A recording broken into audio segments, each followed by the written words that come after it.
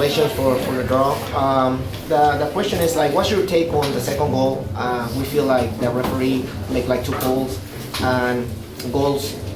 Things happens in the match. I just want to see what's your take on the second goal. Yeah, I think my heart's still racing with it. Listen, I don't think there was much between the two sides. I think a draw is probably a fair result. I mean, Halifax, I've always known this. We haven't been here since 2019, but I always know, Stephen and his coaching staff put together a great side, and it made it a battle. It was about, so we're delighted to take something because road points are important. We're disappointed in the manner we conceded ours, but we scored 2 from set plays, they did. So I think at the end of the day, we'll take the point and go home. Thank you. Thank you. Long travel from Calgary. What did you make of your performance? First half, you started out pretty strong, and then you kind of teetered away there in the second half, but managed to pull out the equalizer there to grab a point. Yeah, I haven't seen the stats yet, but from my perspective, we had some nicer possession moments against their press on a very tough pitch. And then second half, they threw things at us, and we had to play a little bit more direct, just to skip their press and get us up the pitch. And I thought when we brought Charlie Trafford in and we brought Arabin Peppel, they gave us the physicality to match Halifax, and that led to us getting up the pitch a little bit more. Yeah, one more. Yeah.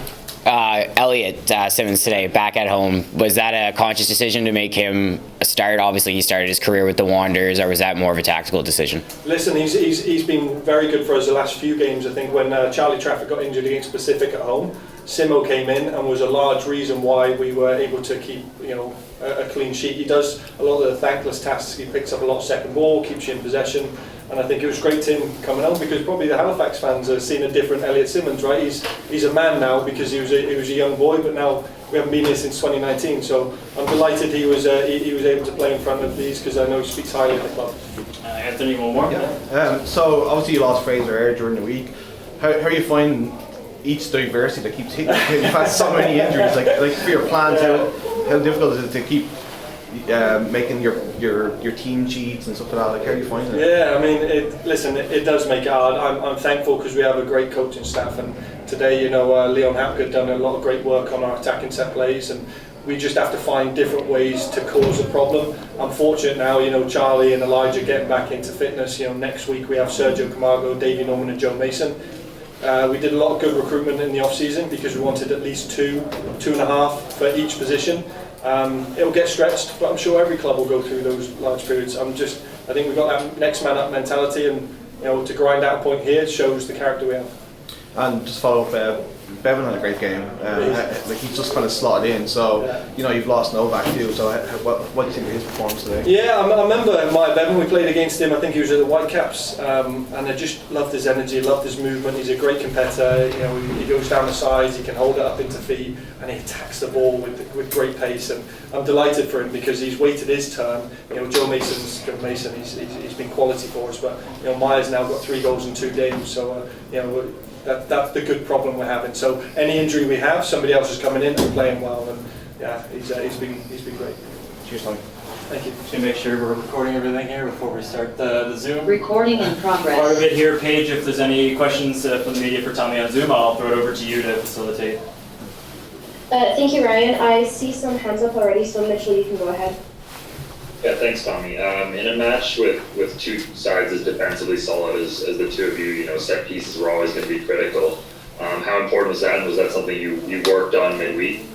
Yeah, we work on it every week, and like I said, that's where the credit goes. Leon Hapgood does a lot of our attacking set plays and movement and looking at the opposition, and the opposition's change, and sometimes you do have to kind of read and react. But we do spend times, because in this league, in a league of parity, it does come down to it. We won the game against Edmonton on 2 set plays, and now we've come away with a road point. It's massive because Halifax aren't going to give you a lot, especially at home. So you've got to make them stretch and pay as best as you can. One of those strategies, it seemed, was just crowding the box and making things really difficult on Oxner to come claim balls. What was the thinking behind that? Obviously, it worked out great in the first one. Yeah, it did. And look, Halifax are a big side. When you look at Nshala, Santos, Rampersat, Gagnon Laprade, Salter, they're a handful. So they're going to be a threat, but you also know they're going to be solid defensively. So you got to move them. And sometimes you use their size against them, and that's what we did on the first one. And then on the second one, we loaded the box and made sure we created the chaos. So yeah, credit to our lads because we kept going till the 90-odd minute. Thanks, Tom. Thanks, Mitchell. Thanks, Mitchell. Todd, you can go ahead. You're on mute there, Todd. That said, the coach, the deliveries from Musi and Escalante today were magnificent. I mean, there wasn't one in the bunch that seemed to be bad.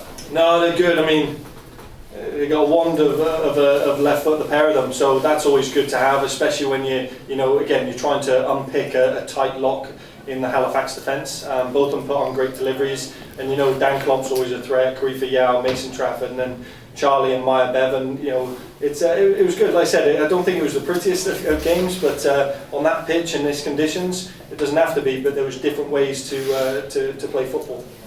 You said it wasn't the prettiest of games. I think it was highly entertaining. I mean, Some of the neutrals, eh?